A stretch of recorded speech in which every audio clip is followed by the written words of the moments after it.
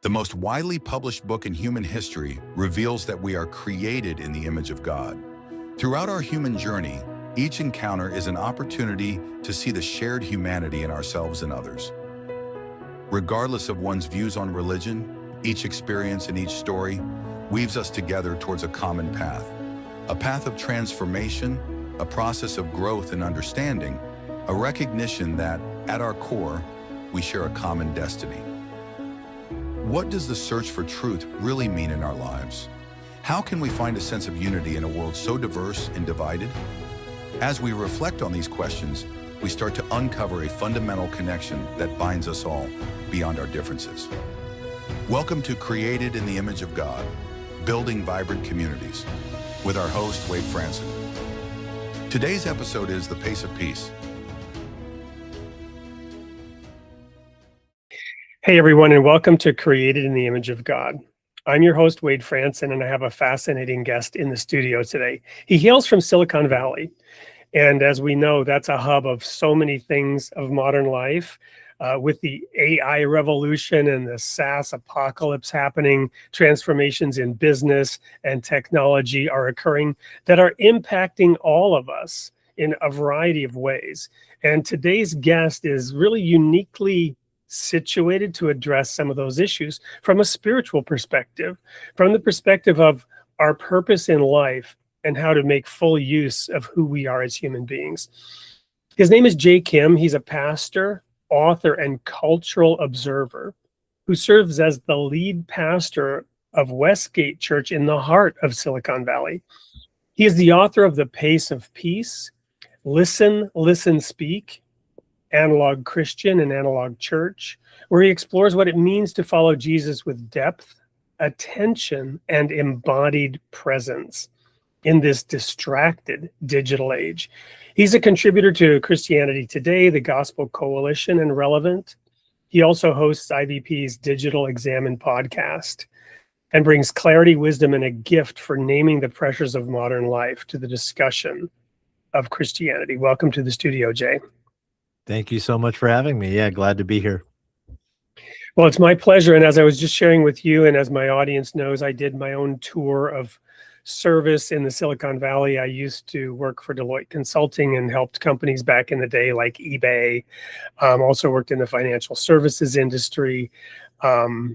So I'm fully aware of those pressures of corporate life. And it's been fascinating over the last 20 to 30 years to see how that has entered into our daily personal life through the use of technology, the acceleration of the pace of expectations, being always on and connected digitally. But it's also got that shallow aspect. I'm so glad to have you here to dig into some of these topics. But as we always like to do, we like to get to know the real you, your creation story. Who were you before you took conscious thought? What was it like growing up, Jay? Did you grow up in that area? Tell us that backstory, if you would. I was born in South Korea in a city called Incheon, which in 1979, which, you can do the math and know how old I am. But at the time, I think the city was a smaller city. Now it's like this. I was just back in Korea with my family last summer. It's like now it's this big bustling sort of metropolis. But I was born there to a mother and father who were married out of mostly convenience, not really out of commitment or covenantal, love toward one another. And so their marriage was volatile. I don't remember this. This is just the stories I've been told. It was volatile. It got pretty violent at certain points. Long story short, neither of them were religious in any way when they got married. My mother, I think, would have considered herself an agnostic, but not any sort of formal religious tradition.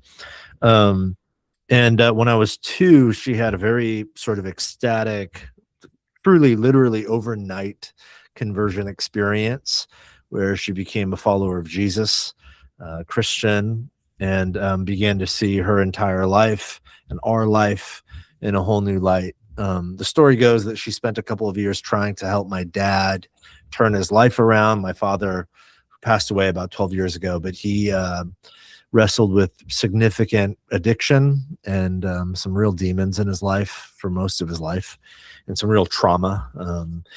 And he couldn't do it. So my mom decided it was not a safe environment to raise a son. So we moved to the States where her sister lived. And her sister happened to live here in Silicon Valley in San Jose. Her husband, my uncle, had been in the Navy, and then at the time in the 80s, he was working at IBM, the computer company. And so we moved here when I was 4, and I never left. So I've been here 40 plus years. Silicon Valley's home, San Jose, and I moved a lot, but all kind of right here in the San Francisco Bay Area. And I grew up, as an immigrant child. We went to a Korean church, and for folks who are aware, immigrant churches are more than just like a hour and a half Sunday service.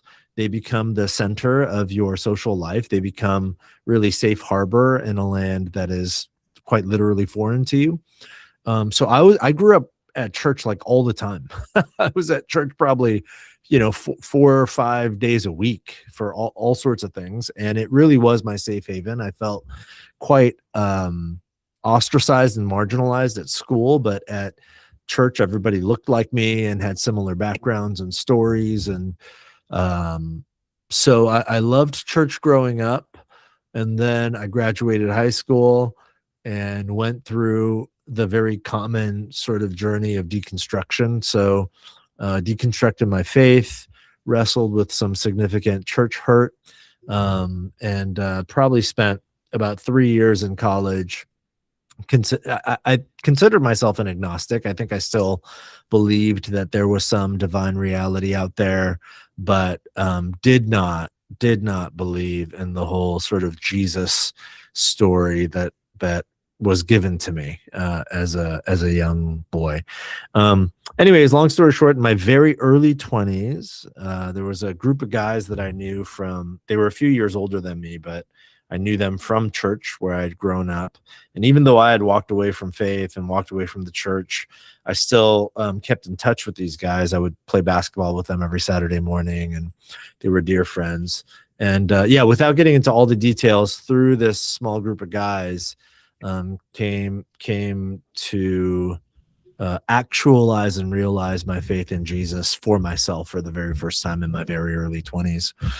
So it was like when I was 21, and then shortly after that, I dropped out of the state university where I was studying business, and went to a small liberal arts Bible college and studied biblical theology, and became a youth pastor working with teenagers. And now here we are 20 plus years later. So that's an amazing story. I got a couple of questions for you. The first is, how would you, is your mom still alive? Yeah, she is. Yeah, she lives not too far from here. So how do you relate to her, given that hers was an ecstatic conversion experience and yours was a more of an intellectual journey, obviously supported by the relationships and the emotional connection, but two very different approaches to coming to faith?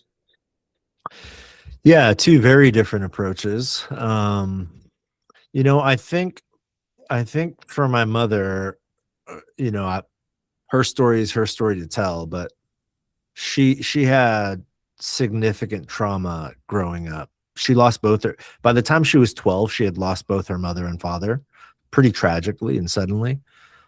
She was the youngest of 4 siblings, and by the time she was in her early 20s, she had lost her 2 oldest siblings, had also passed away. And then she got married to a man who created an environment that was also quite traumatic. So when I think about her story and just the sort of the extreme swings that she went through, it's not super surprising to me that her encounter with Christ was extreme, that it was this very sort of sudden, ecstatic sort of experience.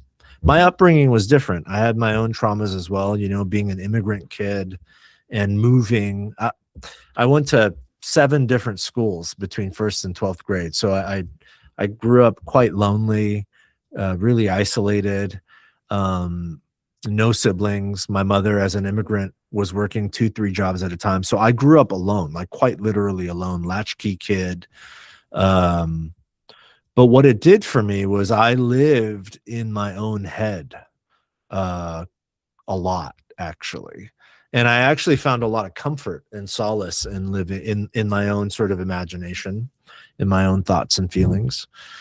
And so it's also not surprising to me that my journey to faith, or maybe my journey back to faith in my early 20s, came by way of, the life of the mind, because that is the territory where I feel most comfortable, even to this day.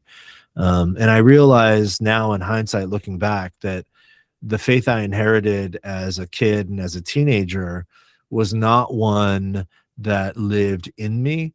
It was an experiential, sort of spatial, environmental faith. It was just youth group, 90s evangelical youth culture, where I went and I had a bunch of friends at church, whereas at school I had no friends. So because of that, I think I conflated a genuine faith in Jesus with my own feelings of, belonging and warmth and friendship at church. So when that apparatus went away in college, the faith that I thought I had went away along with it, and I had to sort of rediscover it for myself. And I'm glad that I did. Wow, thank you. That's it's really interesting. You also mentioned the term church hurt. So what was the nature of that? Because it sounded to me in your story, and you even mentioned safe haven. So what was going on there? Yeah, there's different components of it. In high school, my mother ended up working at the church. She became a staff person there, overseeing children's ministry. And then my senior year of high school, she was fired, not for performance, but for reorg type reasons, I guess. And then, like, months after she was fired, the lead pastor of the church, who had actually been like a dear friend to our family.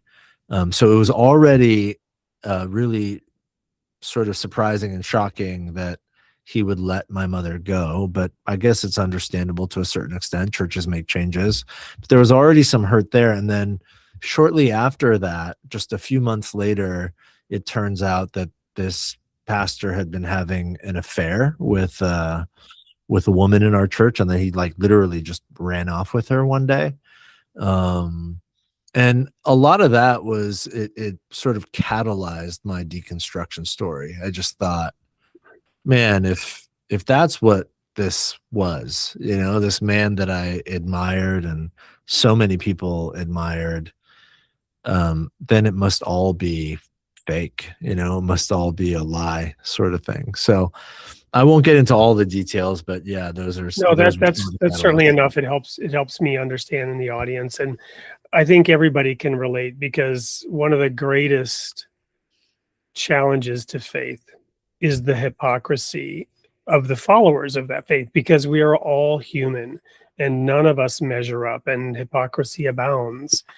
It's a struggle, and you can't judge Jesus by his followers, but also in a way we're supposed to, right? Because to me, I've mentioned this over the years now of this show, my big epiphany turn came when I recognized that John 13:35 is the sign of a true Christian. By this shall all men know that you are my disciples. So because we used to believe in this denomination that I was in, that we were the true Christians, right? And we had various reasons for that. But then the teaching is, no, by this shall all men know.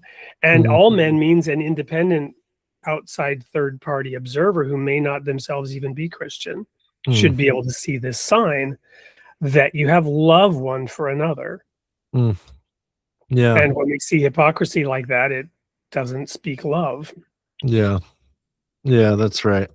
Yeah, I think that's how I interpreted it as an 18-year-old. I just thought, I don't think I would have used that language back then. I was too angry to talk about love. I think mostly what I was feeling, I think, was that this was such a shocking betrayal on multiple levels.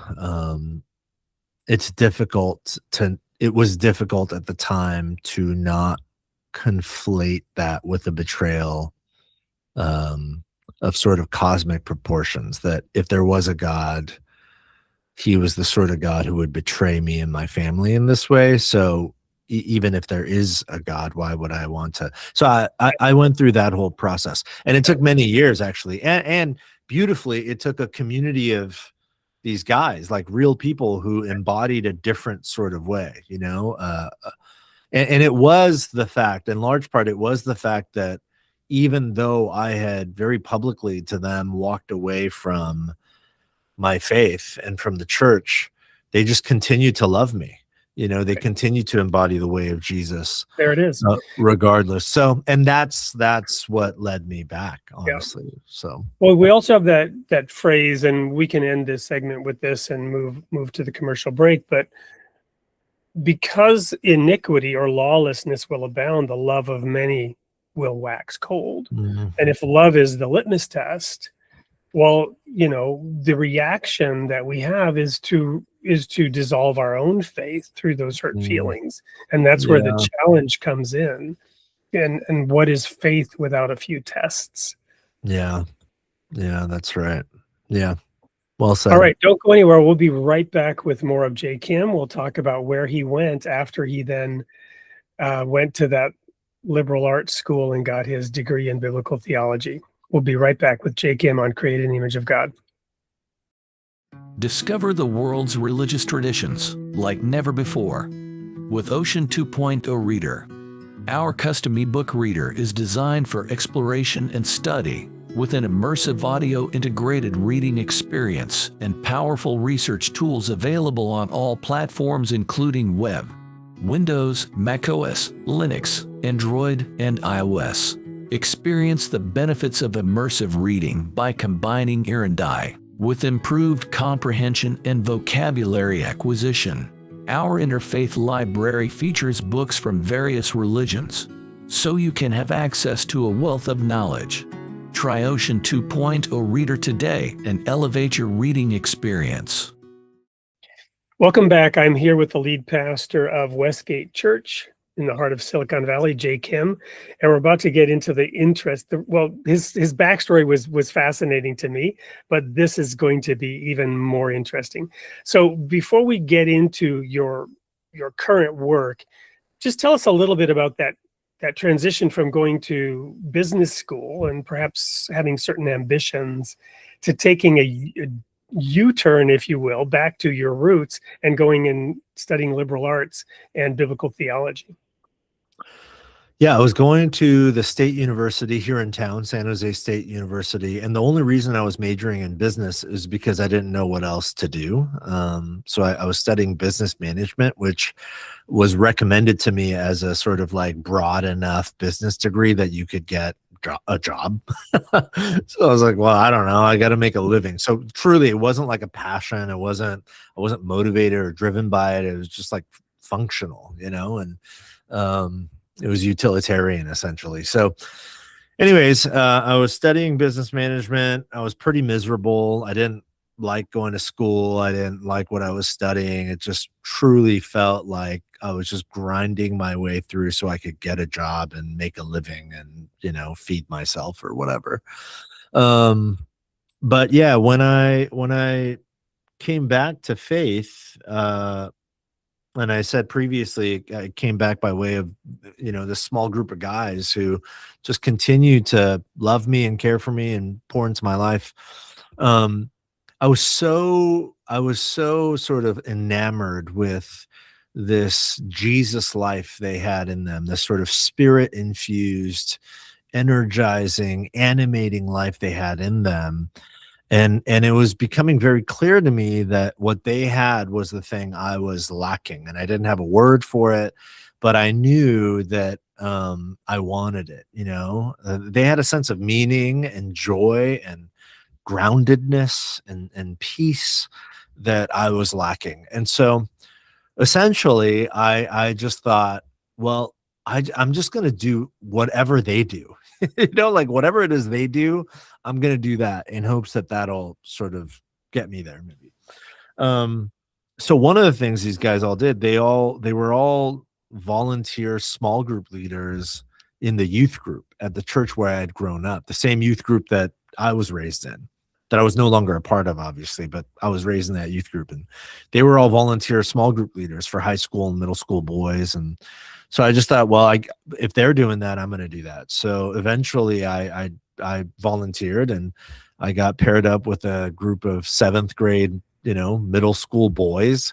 And I got to say, that's the worst age.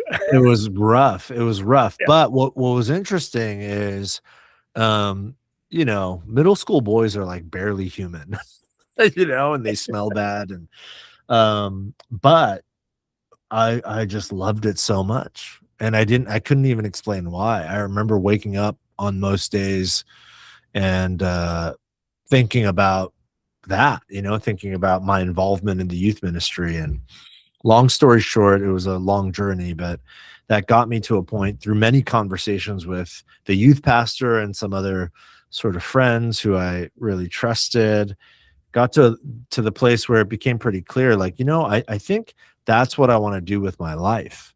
I don't think I want to study business and go work at a bank. I was working as a teller at a bank at the time, part-time. And that sounds miserable to me. But if I could do this, if I could sort of talk about God and the life of the Spirit with people, vocationally, if I could do that, that sounds like so life-giving. So that led to me dropping out of the state university, and there was a small Bible college in town at the time called San Jose Christian College. They no longer, they exist, but they're not in San Jose anymore. They moved up to the Sacramento area, and it's called William Jessup University. But at the time, it was San Jose Christian College, and it wasn't like, a great school. It was just like the local school, the only Christian college in town. So I decided to enroll, and I was off and running. So I spent, several years there getting my degree, my bachelor's degree in biblical theology and Christian leadership. And then eventually that led me to Fuller Seminary. And I did all of that sort of adjacent to my youth pastor days. So you headed down to Pasadena? I didn't. At the time, this also no longer exists. But there was a satellite campus up in Menlo Park, which is like 20 minutes north of where I live. So I did most of my classes in Menlo Park. I did go down for intensives to Pasadena a handful of times, but most of my degree I did in Menlo Park. I lived in Pasadena, got my undergrad there. So I'm familiar with Fuller. Yeah. Well, wonderful. So then how did you end up at WestGate? Oh gosh, that's a long story. Yeah. I'll try to keep it brief. I spent 8 years as a youth pastor. About halfway into that journey, I was graduating all these seniors, but there was no like college young adult ministry at the church. So 4 years into my 8 years at this church, I started a college young adults ministry. And at the time, a really good friend of mine, who had my job at WestGate, he was a youth pastor. He started a college ministry there at WestGate. I was on staff at another church. So we would collaborate together. And then, long story short, in 2012, that friend felt called to take the college young adult ministry at WestGate and plant it as its own church. And he asked me if I would join him in church planting. So I did. And then WestGate, as the sending church, paid both of our salaries for the first 2 years. And so I was technically on the payroll at WestGate. And that's how all of my relationships began. And then, long story short, that led to ongoing relationship. I eventually became a teaching pastor. I left the church plant, became a teaching pastor at WestGate. And then in 2022, there were other stops along the way, but in 2022, I stepped into the lead pastor role. As the previous lead pastor, who's a dear friend of mine, I still consider him my pastor. He stepped out and retired. So, yeah. And then tell us a little bit about how this work with the books that you've written and the focus on, the issues related to our digital age. How does that play into your work with the church? What are these married? Are they somewhat distinct? Yeah, anytime I write a book or anything that is sort of presented publicly beyond the walls of our local church, I'm always thinking about our local church, so mostly I'm writing for and writing to our congregation, the men and women and children that I'm called to serve and to shepherd and to love and care for. So yeah, a lot of my more public work has lived, not all of it, but a lot of it has lived sort of at the intersection of our discipleship to Jesus, our formation, and the digital age and the technological age. And the reason that has been so much of my public work is because, again, I am trying to mostly write for and to my local congregation. And because of the part of the world that I live in and where our church is located, Silicon Valley. So our church is like a 7 to 10 minute drive from Apple Park, which is like the large sort of epicenter spaceship, of Apple, the hub. And then we're, a 15-minute drive to Google's headquarters, 25 minutes to Meta, and, on and on. Like it is the epicenter of technology. So what that means, it means lots of things, but one of the things it means is a very high percentage of our church, they either work in technology or they're tech adjacent. They have a spouse or a best friend or a son or daughter who works in tech. They work in a startup or they work at one of these sort of mega tech titan companies. So really, my work in the last 6 to 8 years that's become more public, it's been born out of that. I've been pulled into so many conversations about how technology forms us, how it deforms us, how as followers of Jesus we might think about technology. So yeah, it is very much, the books I've written, they are very much born of just my pastoral calling here in Silicon Valley. So at a meta level, no reference to the company you just referenced, what are some of the overarching observations, trends, threads running through the lives of people that you work with, who are perhaps more exposed to technology than even everybody else, because everybody's exposed to technology today? So what is it doing to us? What's the good, the bad, and the ugly around our immersion into a technological world? Yeah, I mean, that's a giant question, and there's probably hours and hours of conversation we could have about it. If I had to try to summarize, I would say that the key question to ask is what should technology, what should we allow technology to do for us? And what are the ways in which we must not allow technology to form us? And when we conflate those two words, for us, those two phrases, for us and form us, unless we're careful to really like dissect the difference between the two and have a very clear understanding of the separation between things that are done for us and ways in which we are being formed, then inevitably technology will swing in the direction of forming us rather than being tools that do things for us. And I mean, all the data bears this out. If you think about the work of people like Jonathan Haidt, and I mention his name because he's familiar to a lot of people because of the anxious generation and so on, but there's others alongside him, think people like Jean Twenge or Cal Newport, or even, previous thinkers, like going back to people like Neil Postman or Marshall McLuhan, and others. So we have to ask that question, like, how are we being formed by technology? Or better yet, how is technology deforming us or malforming us?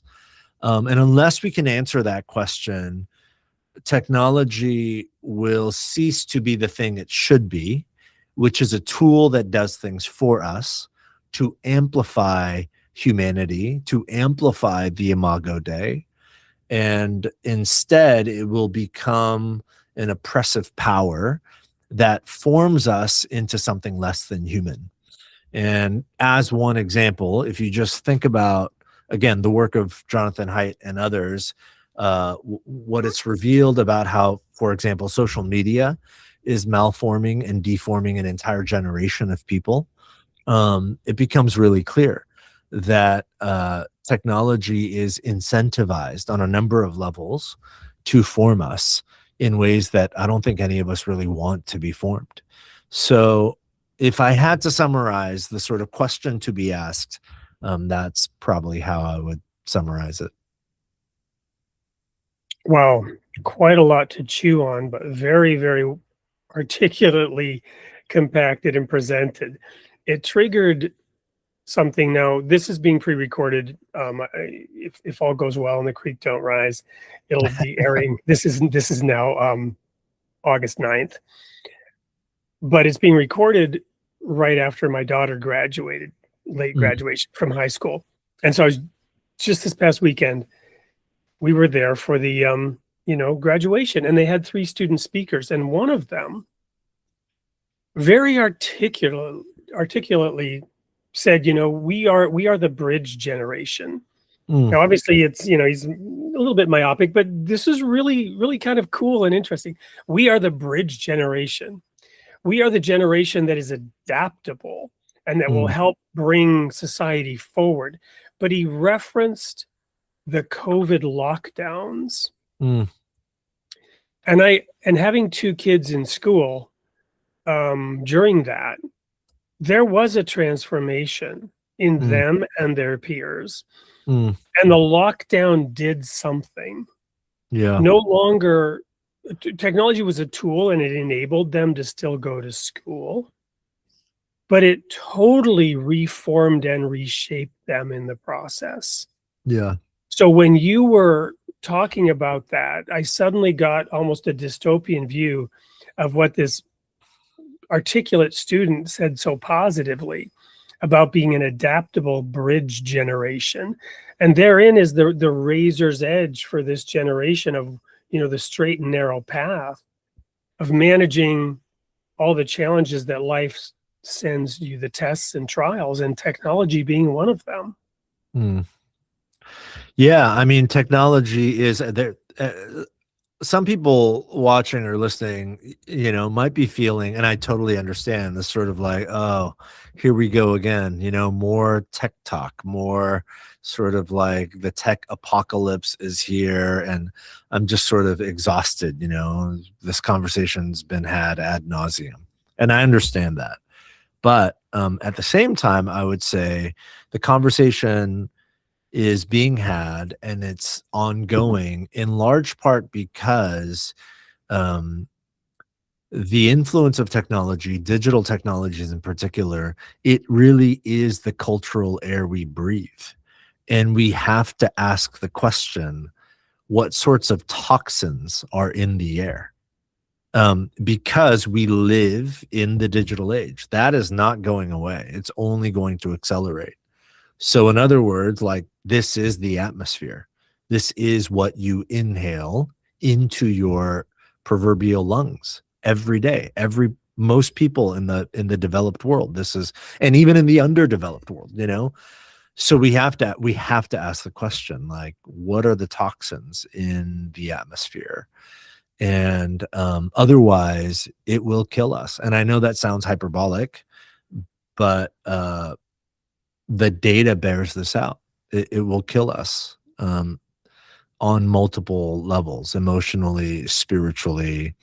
When you look at the data about teen suicide rates connected to the rise of social media, it's killing people literally.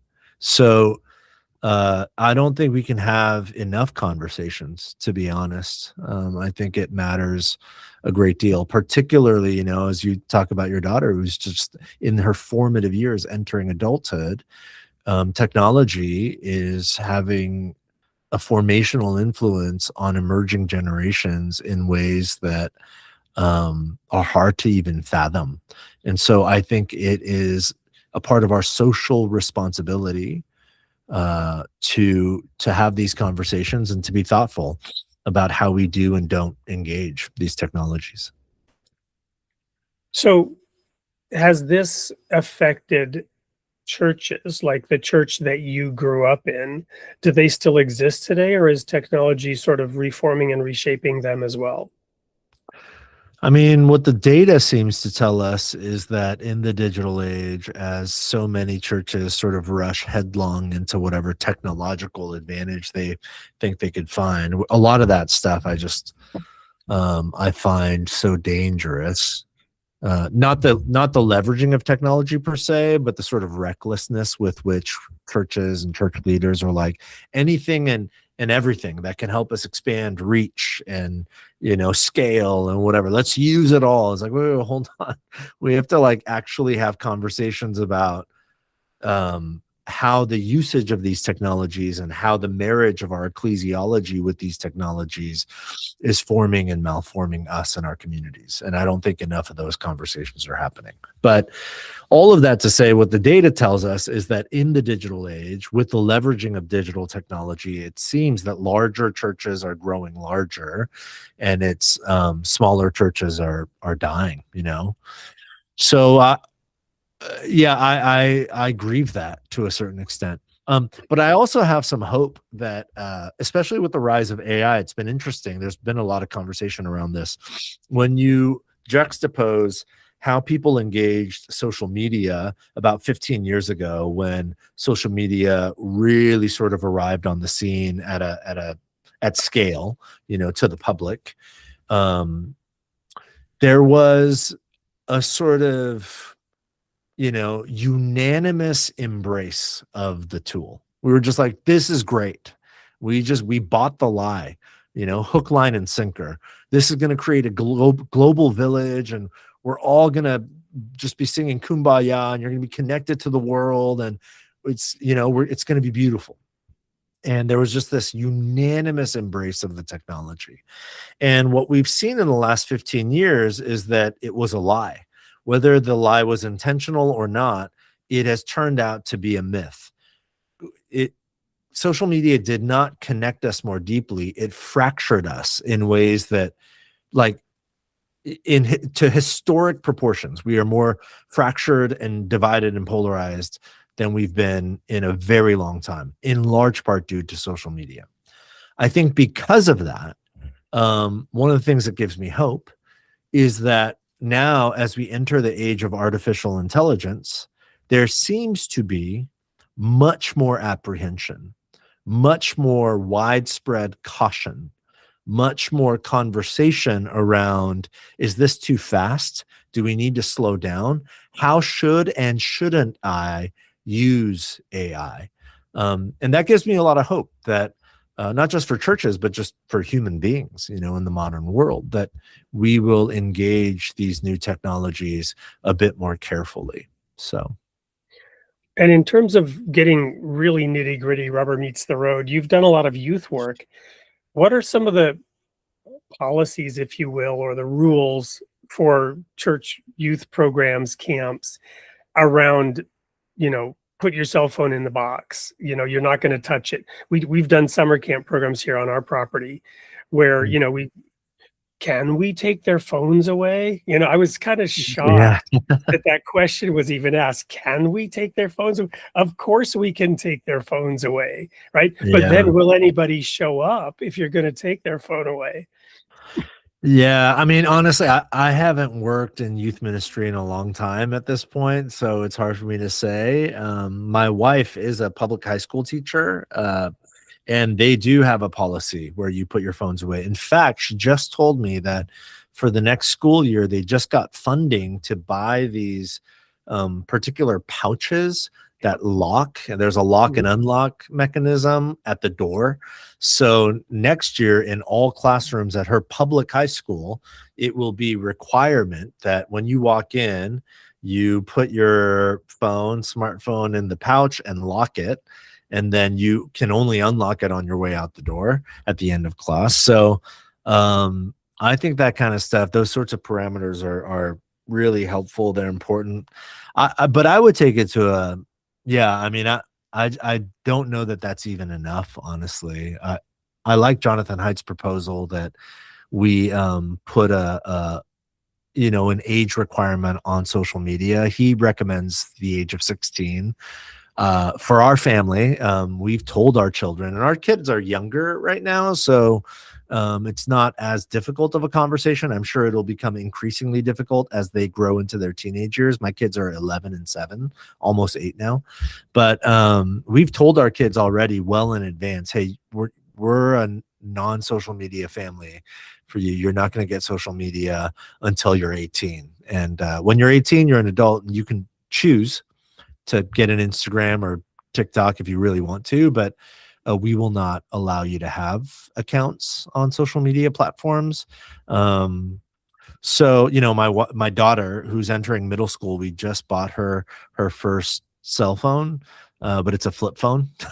So she was like, what is this? She was like, that's called a phone, actually. She's like, where's the internet? It's like, there is no internet. You can text us. You can call She's going us. to be going to a therapist at age 30 because I know. Well, again, though, what gives me a lot of hope is we are not the only family at the school doing this. Exactly. So I love the swing, the pendulum swing the early stages that I'm seeing. There are a lot of families who have given their kids flip phones. Where that's really helpful is like the social stigma of it. She's not going to school where it's like everyone's looking at her and being like, what's that? It's like there's a bunch of other kids like, oh yeah, you got a old clunky flip phone, and it is what it is. Hear that. So back in the day when I was young, we didn't have phones, but we read comic books. At least I did.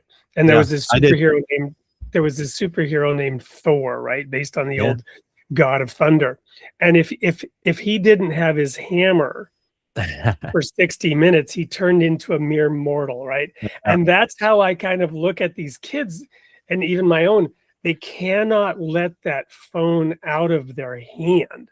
Working with my son, telling him, put the phone down. You need to use 2 hands for this job. And it's like there's this moment where he kind of looks at it like, how do I do that? How do I let go of this phone?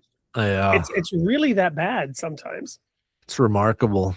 Yeah, it's remarkable. So I do think we need a pretty strong pendulum swing in the other direction for the sake of emerging generations. Yeah, these technologies, again, they are forming all of us, but in particular, they're forming young people in a way that we will.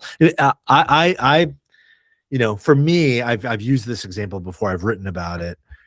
Giving a smartphone, just my 2 cents, giving a smartphone to a kid is like handing him a pack of cigarettes. And there was a time, if you could Google cigarette advertisements from the 1950s, and there's this famous one, Camel Cigarettes hired an ad agency who started an ad campaign for Camel Cigarettes called More Doctors. And it was about how they did this whole ad campaign where it showed medical doctors, and it would say more doctors smoke Camel cigarettes than any other cigarette, and they were proposing that maybe Camel cigarettes are actually kind of good for your health. It was like what they're implying. And we look at those now and we're just like, how ridiculous is that? And I do wonder if, 20 years from now, we're going to look back at photographs of 12-year-olds holding smartphones, and it'll look like a 12-year-old holding a pack of Camel cigarettes, So, yeah. Well, we're rapidly running out of time, and I know you've got a hard stop. We're going to go to a quick commercial break and come back and ask, where are you growing next? We'll be right back with more of Mark Kim on Creating the Image of God. In a world where religions often talk past each other, what if we just sat down and listened? Facets of One is a simple devotional, bringing together scripture from the world's faiths, centered on one truth. God is one. From the Bible to the Quran, from Krishna to Christ, each voice speaks in turn, without argument, without division. You don't have to agree on everything. Just be willing to pray, to listen, and to come together. If you're longing for something deeper than noise and division, this is a different kind of conversation.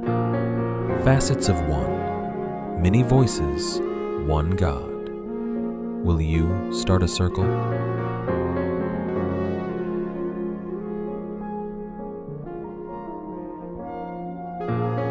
Welcome back. We've been having a fascinating discussion with Jay Kim, who hails from WestGate in Silicon Valley Church, and not the Church of Silicon Valley, but WestGate Church in Silicon Valley.